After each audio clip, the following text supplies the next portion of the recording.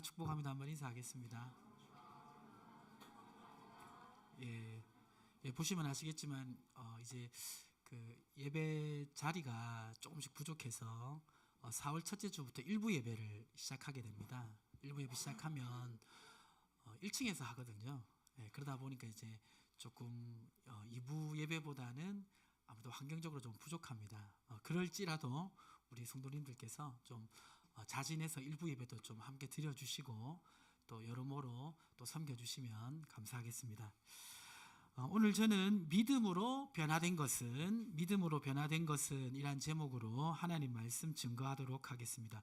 우리가 교회 다니면서 제일 많이 듣는 말 중에 하나가 예수 믿으라 이 말이지 않습니까? 그렇죠? 자, 그런데 매일 예수 믿으라고 그렇게 말은 듣는데, 자, 그러면 예수를 믿는다는 게 뭘까요? 무엇을 믿는다라는 것일까요? 생각해 본 적 있으십니까? 자, 한번 제가 예를 한번 들어볼게요. 자, 보시면 예수를 믿는다는 것이 무엇일까? 1번 보시면 예수님이 실존 인물인 것을 믿는다. 2번 예수님이 하나님의 아들인 것을 믿는다.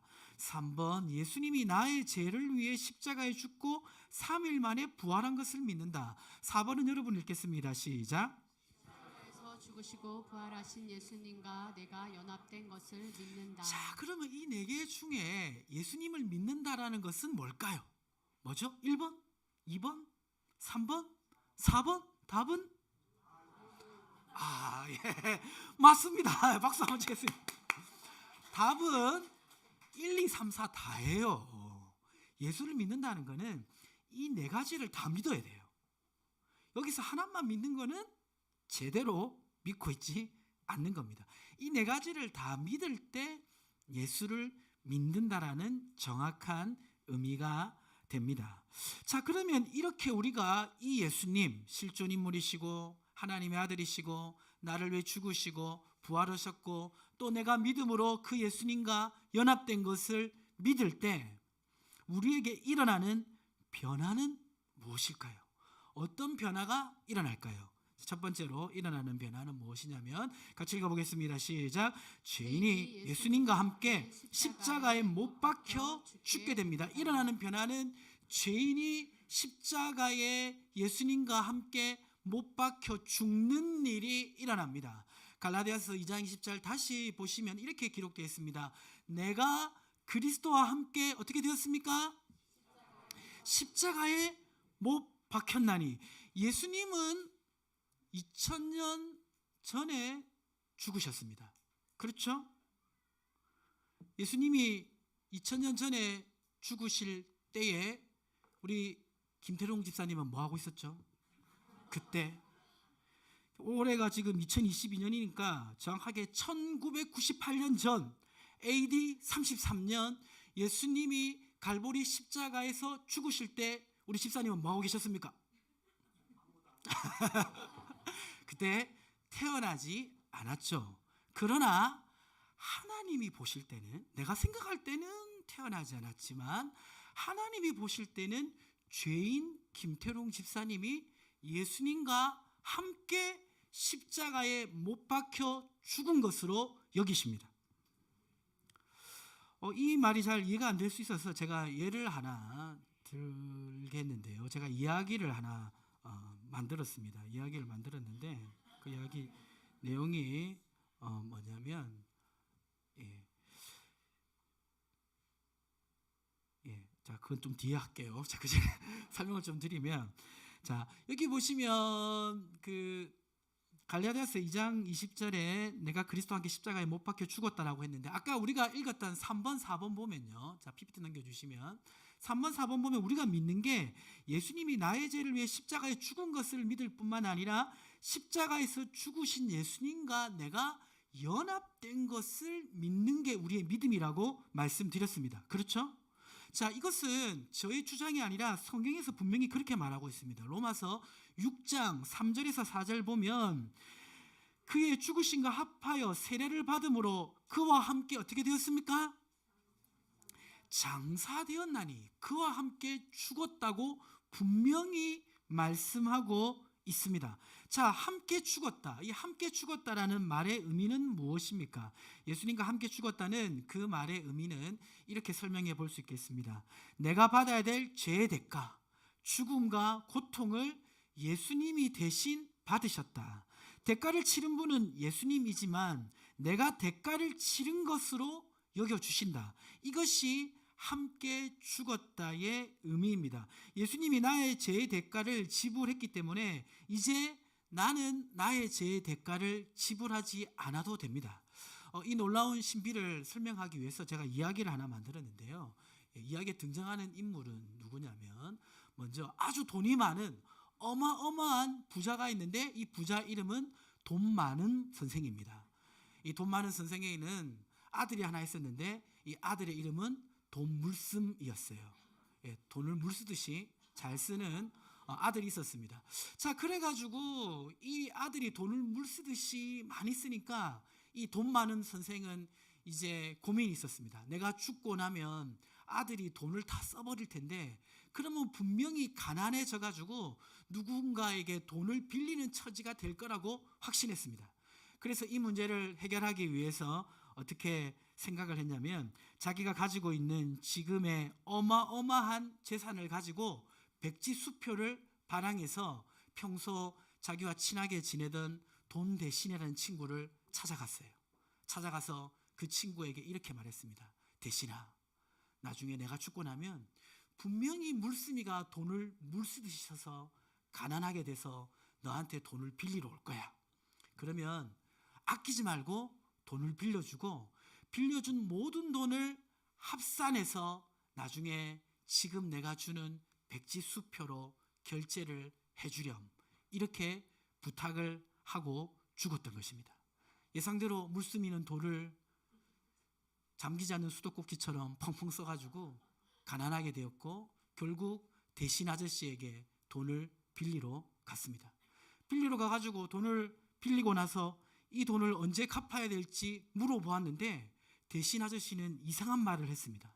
무슨 말을 했냐면 대가는 이미 지불되었다라고 말했습니다. 그 전에 아버지가 이미 백지수표로 앞으로 이 아들이 빌릴 모든 돈에 대한 대가를 이미 지불했기 때문입니다.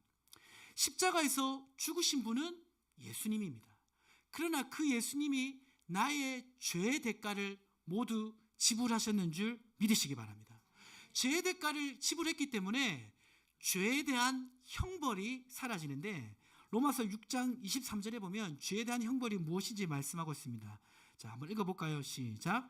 죄의 삭은 사망이요 하나님의 은사는 그리스도 예수 우리 주 안에 있는 영생이니라. 자, 죄의 형벌은 무엇입니까? 사망입니다. 이 사망을 예수님이 대신 죽으셔 주셨기 때문에 이 사망이 우리에게 사라지게 되었다고 성경에서는 분명히 말씀하고 있습니다. 디모데후서 1장 10절에 보면 이제는 우리 구주 그리스도 예수의 나타나심으로 말미암아 나타났으니 그는 사망을 패하시고 복음으로써 생명과 썩지 아니할 것을 드러내셨다라고 말씀하고 있습니다. 바로 예수님이 부활하심으로 말미암아 우리의 죽음을 영원히 가져가신 사건을 말씀하고 있습니다. 지난주에 인생의 허무와 삶의 모순을 가장 크게 느끼게 되는 그 이유 중에 하나가 바로 죽음 때문이라고 말씀드렸는데요. 그 죽음의 문제를 예수님이 대신 죄의 값을 받으심으로 해결하셨는 줄 믿습니다. 그래서 우리는 영원히 죽지 않고 예수님과 함께 부활하게 됩니다. 이 부활에 대한 놀라운 신비가 있는데요. 이 부활에 대한 말씀은 언제 들을 수 있을까요? 4월 9일 날 부활절에 부활의 복음에서 제가 자세하게 설명하도록 하겠습니다. 죄에 대한 형벌은 사망 말고 또 우리 내면의 죄에 대한 형벌을 가지게 되는 것이 있는데 그것이 뭐냐면 바로 죄책감입니다. 사람은 살아가면서 많은 죄를 짓습니다. 상대방에게도 짓고 자기 자신에게도 짓습니다. 그래서 이 죄를 짓는 사람은 어떤 결과들이 나타나는데요. 어떤 결과들이 나타나냐면 자, 같이 한번 읽어보겠습니다. 시작. 죄를 짓고 살아가는 사람은 죄의 결과인 상처와 실패를 마주하게 됩니다. 상처와 실패는 우리 삶을 끊임없이 괴롭힙니다. 그래서 그래서 우리는 이러한 상처와 실패를 만들어낸 자신의 죄를 용서하지 못하며 살아갑니다. 죄인은 죄를 짓는 것으로 끝나는 것이 아니라 죄는 결과를 만들어내는데 상처와 실패를 만들어냅니다. 그 상처와 실패는 여전히 우리의 삶 속에 남아있기 때문에 우리는 그 상처와 실패를 마주할 때마다 죄책감을 가지며 살아갑니다. 그런데 많은 사람이 착각하는 것이 있는데요. 그것이 뭐냐면 자신이 지은 죄를 자신이 해결할 수 있다라고 착각한다는 것입니다. 우리가 자신이 지은 죄를 자신이 해결할 수 없음을 제가 이야기로 하나 설명해 드리고 싶은데요.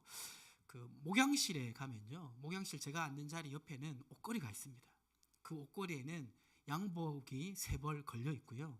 그 옷걸이 밑에는 왕뚜껑이 있습니다. 예, 제가 먹으려고 사뒀는데요. 8개 사놓고 지금 7개가 남아 있습니다. 예, 여기까지는 사실이에요. 진짜 그렇습니다. 예, 사실이고 지금부터 이야기를 시작하도록 하겠습니다. 예, 목사님은 자신이 좋아하는 왕뚜껑을 누가 훔쳐먹는 것을 방지하기 위해서 그 옷장에 경고장을 붙여 놓았습니다. 경고장은 뭐라고 돼 있었냐면요, 이렇게 돼 있었습니다. 목사님 몰래 왕뚜껑 먹으면 벌로 새벽기도 5시간, 졸면 시간 인정 안 됨, 이렇게 적혀 있었습니다. 그 청년부에 김라면이라는 청년이 있었는데요. 이 청년이 점심시간에 교회에서 밥을 먹었음에도 불구하고 배가 너무 고팠습니다. 그러다가 이제 목양실을 이렇게 왔다 갔다 하다가 목양실 문이 열려 있어가지고 목사님께 인사하러 들어갔는데 목사님은 화장실에 간 상황이었고요. 그리고 옷장은 열려 있었습니다. 거기에는 왕뚜껑이 있었고요. 거기는 분명히 목사님 몰래 먹으면 새벽기도 5시간이라는 벌이 적혀 있었습니다.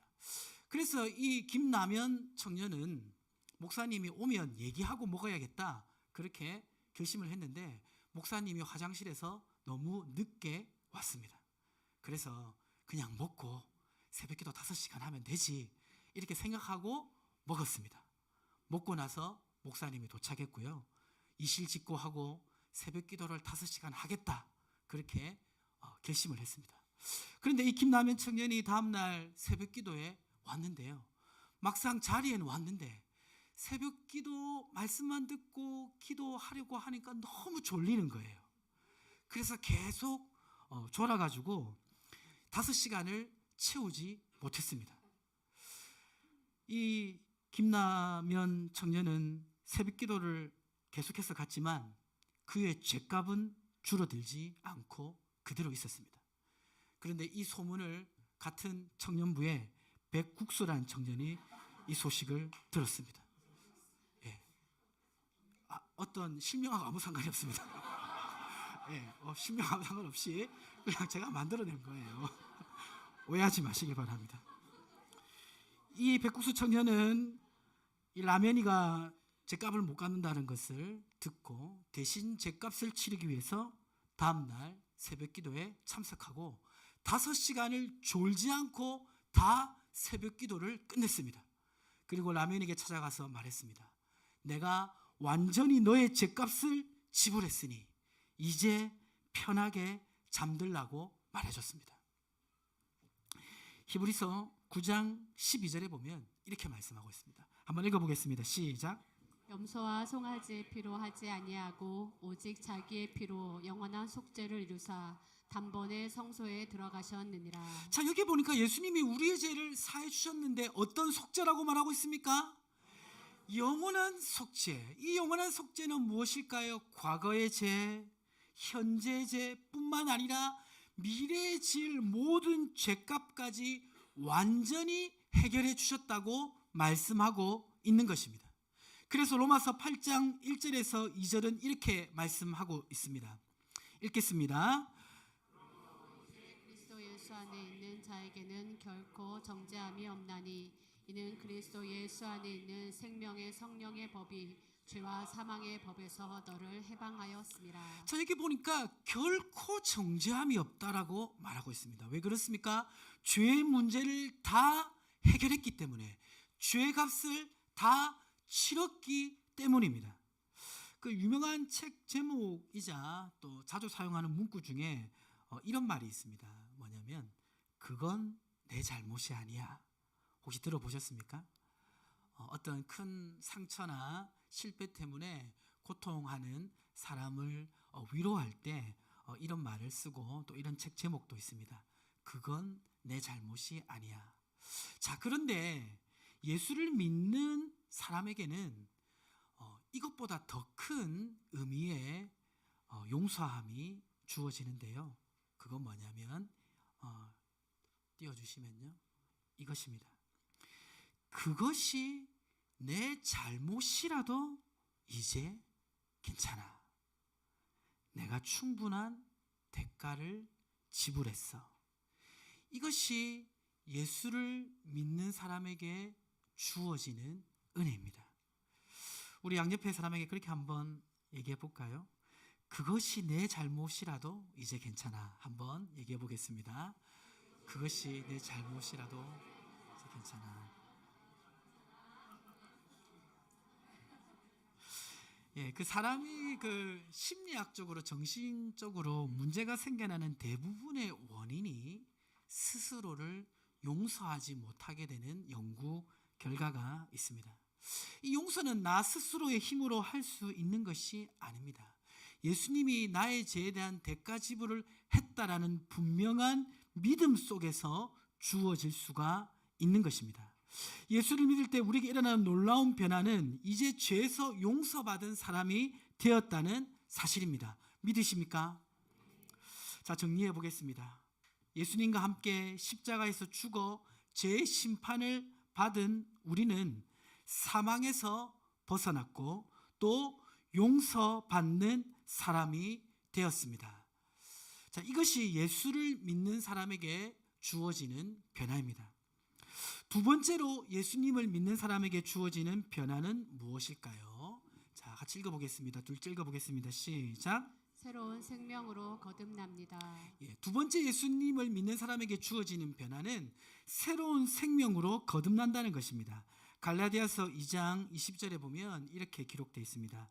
오직 내가 그리스도와 함께 십자가에 못 박혔나니 그런즉 이제는 내가 사는 것이 아니요 오직 내 안에 그리스도께서 사시는 것이라. 예수님이 십자가에서 죽으시고 3일 만에 부활하셨을 때, 그러니까 지금으로부터 1998년 전 AD 33년 골고다 십자가에서 죽으신 예수님이 부활하셨을 때 우리 김웅범 형제는 뭐 하고 있었습니까? 뭐 하고 있었죠? 예, 머릿속에 숨어 있었습니까? 예.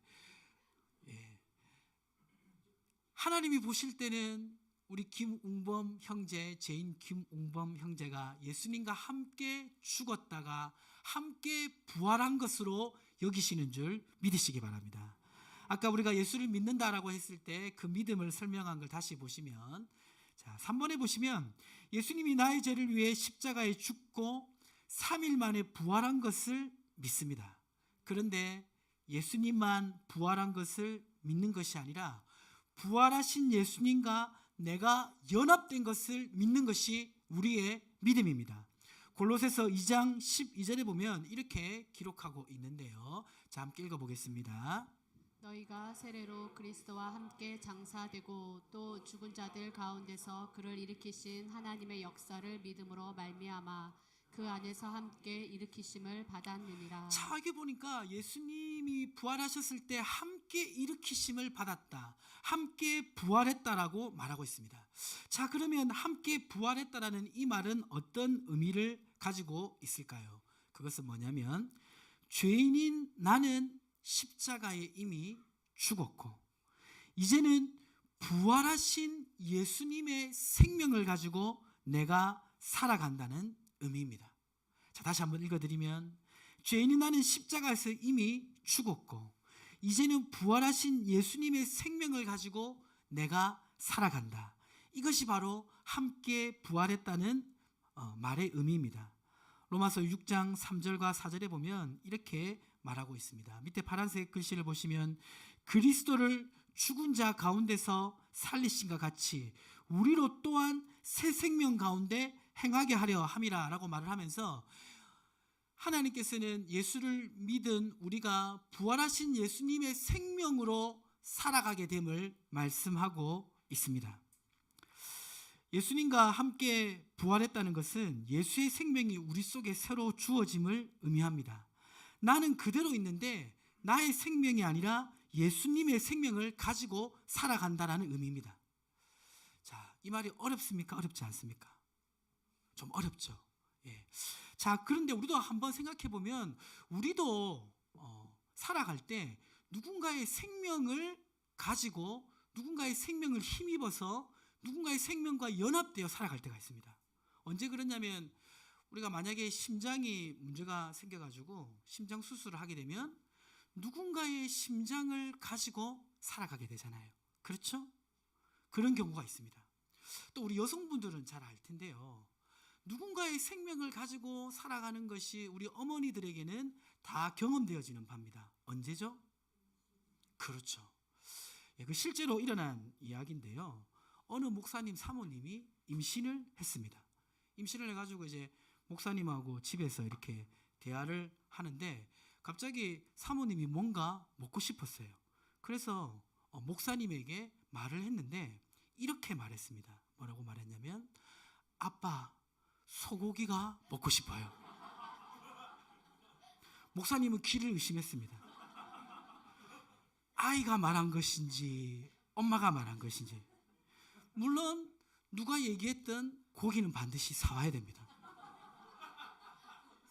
사모님이 둘째를 임신했습니다. 그런데 또 사모님이 어느 날 목사님과 함께 있다가 이렇게 말했습니다. 아빠, 참외가 먹고 싶어요.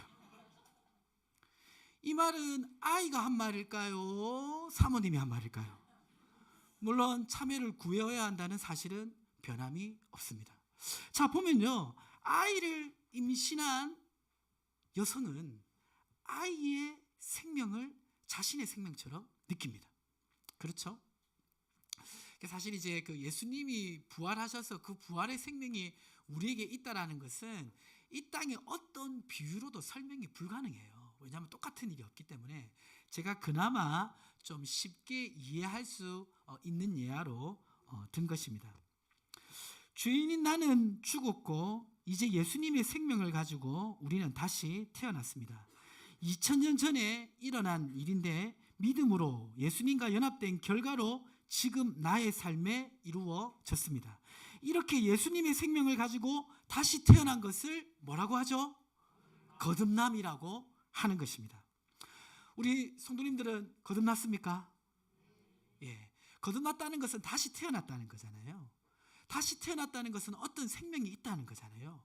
그 생명이 뭐냐면 바로 부활하신 예수님의 생명이란 것입니다. 아멘이십니까?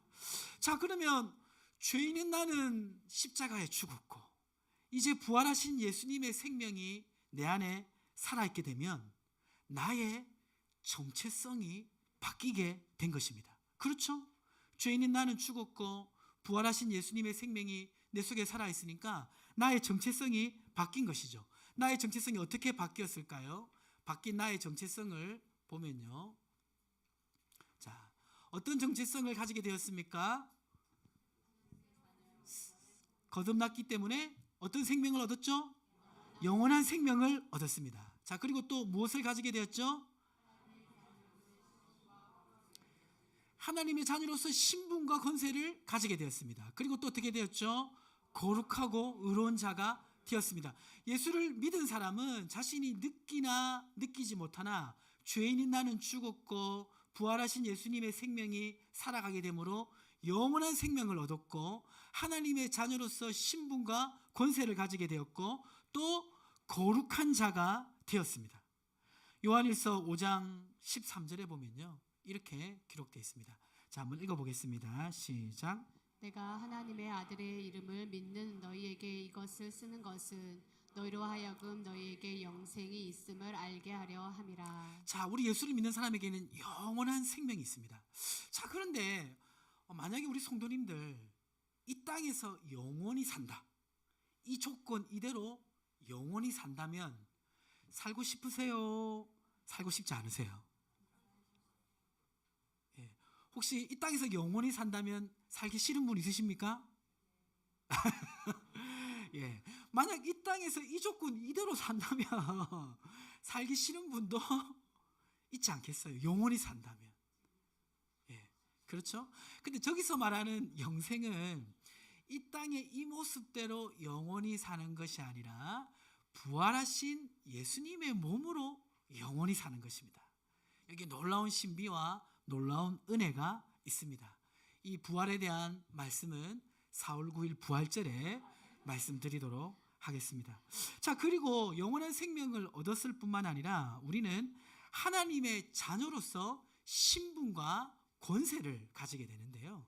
하나님의 자녀로서 신분과 권세는 어떤 것일까? 이것을 제가 잘 설명하기 위해서 또 이야기를 하나 만들었습니다. 자, 이야기의 내용은 뭐냐면요. 옛날 멀고 먼 어느 나라에 왕이 있었는데 이 왕의 이름은 샘물이었습니다. 샘물 왕에게는 사랑하는 아들이 있었는데 그 아들의 이름은 무엇이었습니까? 거루기였습니다. 근데 이 거루기는 밖에 나가서 외출하기를 좋아했고 그리고 친구 사귀기를 좋아했는데 거지 친구를 한 명 사귀었습니다. 이 거지 친구의 이름은 믿음이었습니다. 자, 그렇게 이제 이 거루기가 믿음이랑 이렇게 친하게 지내다가 갑자기 어떤 일이 생겨가지고 죽게 됐습니다.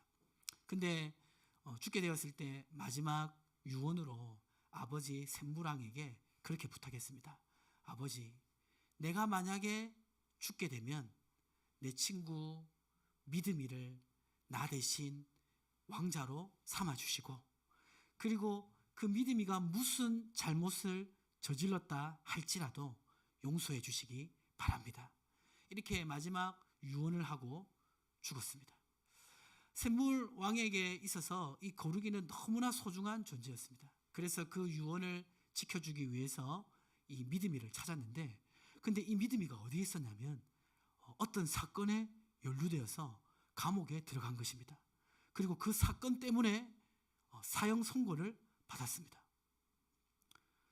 사형 선고를 받은 사람을 방면해 주는 것은 옳은 일은 아니지만 그래도 사랑하는 왕자의 부탁이었고 마지막 유언이었기 때문에 이 샘물 왕은 거지 믿음이의 죄를 용서해 주셔서 감옥에서 꺼내주고 그리고 왕궁으로 데려와서 왕자의 옷을 입히고 왕자로 삼았습니다.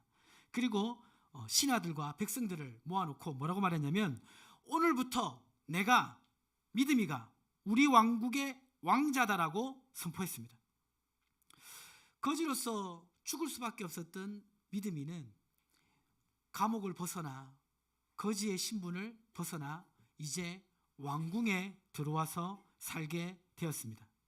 왕궁에서의 삶은 이전과의 삶과는 분명히 다른 것이었습니다. 왕자는 왕하고도 편하게 말할 수 있었고 왕에게 어떤 부탁을 하면 왕이 들어줄 수 있는 위치가 된 것입니다. 이 믿음이는 왕자라는 새로운 신분을 얻었고 그 왕자라는 새로운 신분 가운데 새로운 권세도 가지게 되었습니다. 갈라디아서 2장 10절은 우리의 변화된 정체성을 분명히 말씀하고 있습니다. 내가 그리스도와 함께 십자가에 못 박혔나니 그런즉 이제는 내가 사는 것이 아니요 오직 내 안에 그리스도께서 사시는 것이라. 아멘이십니까? 내 안에 내가 살아있는 것 같아도 죄인인 나는 죽었고 부활하신 예수님이 내 안에 살아가는 줄 믿으십시오. 그래서 나에게는 새로운 신분과 새로운 권세가 주어졌습니다. 어떤 신분과 어떤 권세가 주어졌습니까?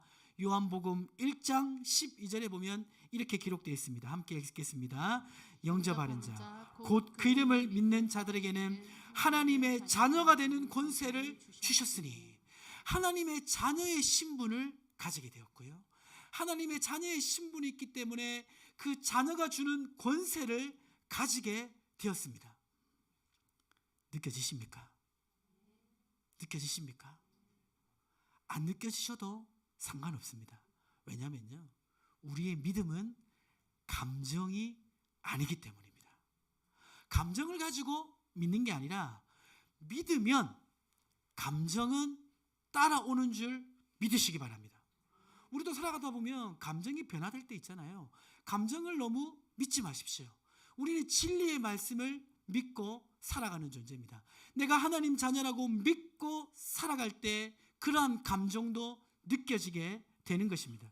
이러한 놀라운 신분의 변화와 권세를 깨달았던 사도 바울은 자신의 삶 속에 놀라운 역사를 일으키며 이렇게 말했습니다.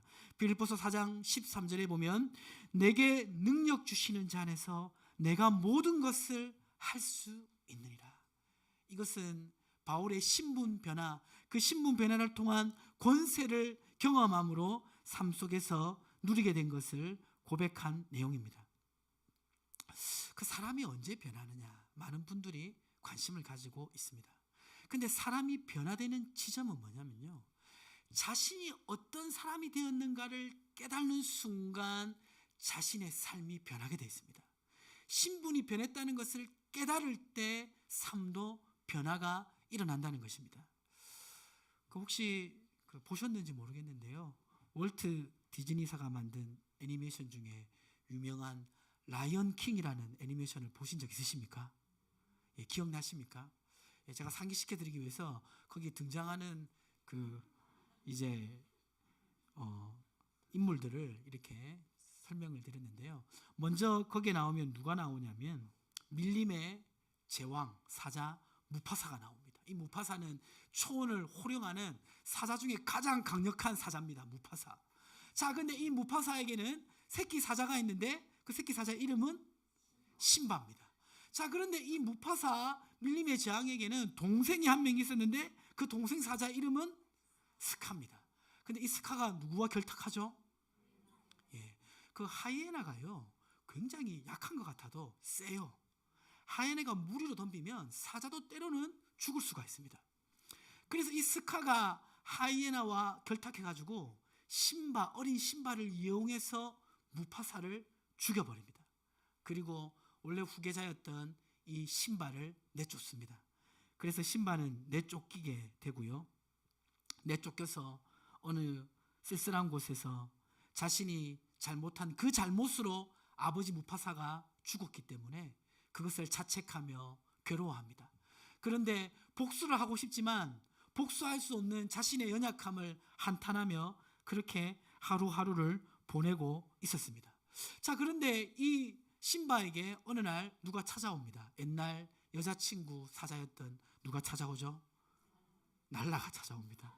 예, 날라가 찾아와서 뭐라고 얘기하냐면 지금 이 초원이 엉망이 됐다. 너희 삼촌 스카가 지금 하이에나와 결탁해서 밀림의 제왕이 된 이후에 폭정을 행해가지고 지금 너무나 모든 동물들이 고통 가운데 그렇게 살고 있다라고 얘기해 줬습니다. 그 얘기를 들을 때 신바의 마음은 너무 아팠어요. 그러나 자기는 복수할 수 없는 어린 연약한 사자라고 생각하고 있었기 때문에 아무 일도 할 수 없고 그냥 한탄만 하고 있었습니다. 그런데 이 신바에게 어느 날 원숭이가 찾아왔는데요, 이 원숭이 이름 뭐죠? 라피키가 찾아왔는데 라피키가 놀라운 말을 합니다. 뭐라고 말하냐면 신바야, 너의 아버지 밀림의 제왕 무파사의 얼굴을 보여주겠다고 그렇게 말합니다. 그래가지고 너무나 놀란 신바는 이 라피키를 데려가는데요, 이 라피키를 따라가니까 이 라피키가 이 신바를 인도한 곳은 어디였냐면 어느 연못이었습니다. 그 연못 안에 너의 아버지가 있다라고 말했습니다. 신바는 믿을 수가 없어서 그 연못을 봤는데 거기에 누가 있었습니까? 아버지와 똑같은 얼굴을 하고 있는 밀림의 제왕의 모습에 자기 자신을 본 것입니다. 그때 깨닫습니다. 내가 어리고 약하고 상처만 받는 나약한 새끼 사자가 아니라 밀림의 제왕의 아들이구나. 성경에서는 분명히 말하고 있습니다. 내가 그리스도와 함께 십자가에 못 박혔나니 그런즉 이제는 내가 사는 것이 아니요 내 안에 그리스도께서 사신 것이라. 아멘이십니까? 여러분은 사자입니까? 고양이입니까? 사자 맞습니까? 내 안에 예수 그리스도가 계십니까? 예수님의 신분과 권세가 내 것인 줄 믿으십니까? 혹시 그것이 믿어지시지 않으신 분들은 매일 아침 일어나서 이 말씀을 외치십시오. 내가 그리스도와 함께 십자가에 못 박혔나니 그런즉 이제는 내가 사는 것이 아니요 오직 내 안에 그리스도께서 사는 것이라. 나는 하나님의 자녀로서 신분과 권세를 가지고 있다라고 외치시기 바랍니다. 우리 같이 크게 한번 외치겠습니다. 나는 하나님의 자녀로서 신분과 권세를 가지고 있다. 같이 읽겠습니다. 시작.